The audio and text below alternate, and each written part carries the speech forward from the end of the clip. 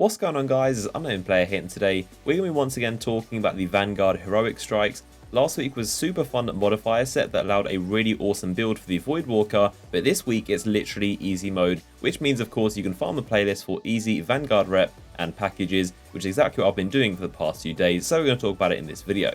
So the modifiers, if you don't know, are small arms firstly, which means your primary weapon is going to deal bonus damage. Also arc burn, so all arc weapons will do bonus damage. And this means simply one thing, the Xalo Supercell. This is going to be the most DPS damaging weapon you can possibly have right now. It's got the bonus for small arms being a primary weapon, and also arc burn, of course, being the only elemental primary in the game. So the Xalo Supercell, if you have it, you are in luck because you can absolutely melt through the Vanguard Strike playlist. And there's also a modifier which is called Ironclad, and that means the enemies have more shields, but honestly this doesn't even matter. Like I said, Xalo Supercell is so lethal, it doesn't even matter what shields they have, you melt straight through them, I wouldn't even worry about it. So essentially this is a very, very easy week. Make sure you grab a Xalo Supercell. You should grab a chest that gives you auto rifle ammo, so increase the amount of ammo you can hold for it. That's a good recommendation, so you don't run out of ammo. And of course, put in a class item for more Vanguard rep. Also have someone pop a rep booster. And finally, make sure you stay in the playlist so you get more rep and more loot drops. So as you can see in the gameplay, I'm just melting through these poor bosses. Look how quickly they're dying. Their health is just depleting because of the arc burn. And of course, the small arms increasing the amount of damage this Xalo does to a ridiculous rate. I'm not sure why, but Vanessa Arc seems to be popping up a lot in the strike playlist. Let me know in the comment section if you guys see this strike pop up a lot. But for me personally, if I've done say like 20 strikes in the past 2 days, I'd say probably 11 or 12 of them were Vanessa Arc. He seems to pop up nearly every time, which I don't really mind. He's a very easy boss, but for some reason Vanessa Arc pops up quite a lot. But throughout this video, you'll see me melting a variety of bosses and just seeing how quickly you can purely destroy their health with a primary weapon, which is pretty funny. So as you can see, we're destroying through these bosses, and I'm not even communicating with these teammates. These are just randoms that got paired with me in matchmaking. So if you play with 2 friends that of course you can talk to, you can communicate with, you're going to go even quicker. I'd say the average time for a strike would be around 5 minutes. If you grab 2 friends that know what they're doing and you just only kill the enemies that you need to and run past anyone else, you can literally blitz through these in about 5 minutes per strike. The majority of bosses, you can simply just melt them if you're quick on your feet. Make sure you have one guy to control the ads and the rest just do DPS to the boss, and you can melt them in about 30 to 45 seconds, as you can see right here. But this is me without communication, just simply randoms, and we're all managing to destroy the bosses.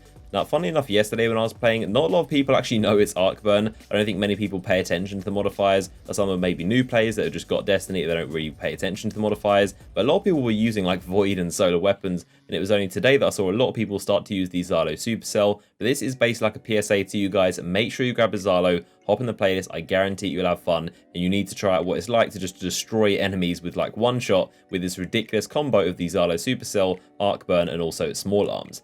So a quick note about the small arms modifier that I'm surprised to see not a lot of people still don't know about, but the small arms modifier doesn't just boost the damage of your primary weapon, it also reduces the damage of your other 2 weapon types. So that means special and heavy, their damage is actually reduced. It isn't just a boost of the primary, the other 2 are actually reduced. So try and avoid using a sniper or a heavy weapon. It does less damage, even though arc burn is still in effect. It is good to have arc weapons in the other types, but try to only use your primary as possible because the others are going to do less damage. And even though it is arc burn, with the small arms modifier, your Xalo is still going to be the highest DPS and the most damage you can possibly do, even higher than a high impact sniper that is arc damage. The only downside to this is, like I said in last week's video, arc is the most commonly used element by the enemy weapons, so there's a lot of stuff to watch out for, and there's a lot of stuff that can melt you in no time. The main ones are the Hive Boomers that also Ultras use, watch out for those. Pretty much all of the Fallen, if you get the Saber Strike, that is a really, really difficult one, and that's definitely the most difficult in the playlist right now. But pretty much all of the Fallen use arc weapons, which can make things a little bit difficult. From the Dregs with their shock pistols, also the Vandals with their shock rifles, even the blades they use, the enemies that use their blades, those actually do arc damage, believe it or not. And even the Dregs with their little knives, those are also arc damage as well. The Shanks, literally a load of them do arc damage. The Fallen are quite lethal, and one of the most dangerous things are those Fallen ships, the skiffs that come in. Those cannons on those ships are really, really lethal. Those can one hit you, so watch out for those. And also the mines that drop off on them, those can be a big killer, so that is one thing to watch out for. The Fallen are quite dangerous.